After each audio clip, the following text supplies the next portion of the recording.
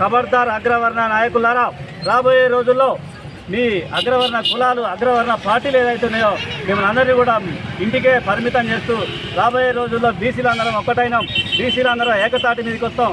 రాబోయే రోజుల్లో 2028లో మల్లన్న గారు చెప్పినట్టు అగ్రవర్ణ కుల నాయకుల పార్టీలు కావచ్చు, అగ్రవర్ణ నాయకులు కావచ్చు, ఎవరైతే ఉన్నారో వారిని అసెంబ్లీ గేటు కూడా దాటని అని చెప్పి ఆ రోజు మల్లన్న గారు శపథం చేయడం జరిగింది. వారి అడుగుజాడల్లో నడుస్తూ అన్ని జిల్లాలలో రాష్ట్ర వ్యాప్తంగా బీసీ ఉద్యమాన్ని ముందుకు తీసుకెళ్తాం.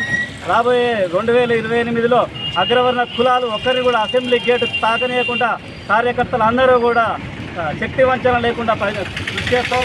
అదేవిధంగా కామారెడ్డి డిక్లరేషన్లో ఏదైతే 20,000 కోట్లు 5 సంవత్సరాల చొప్పున 1,00,000 కోట్లు ఏదైతే బీసీలకు ప్రవేశపెట్టామని చెప్పిరో అది ఖచ్చితంగా అమలు చేయాలి. అమలు చేసేంత వరకు మేము విశ్రమించేది లేదు. అదేవిధంగా 62% ఉన్న బీసీలకు 42% రిజర్వేషన్ ప్రకటిస్తామని చెప్పి ఎన్నికల్లో హామీ ఇచ్చి గద్దెనెక్కిన తర్వాత 42 రిజర్వేషన్ని ఈరోజు తుంగలో తొక్కడం జరిగింది.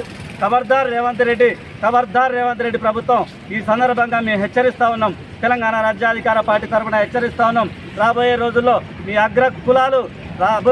మీ అగ్రకుల పార్టీలు ఏదైతే ఉన్నాయో అసెంబ్లీ గేటు కూడా దాకకుండా మల్లన్న గారి ఆదేశాల మేరకు మీ అందరం కూడా పనిచేస్తాం. అదేవిధంగా తెలంగాణ రాజ్యాధికార పార్టీ మహబూబాద్ జిల్లాలో జెండా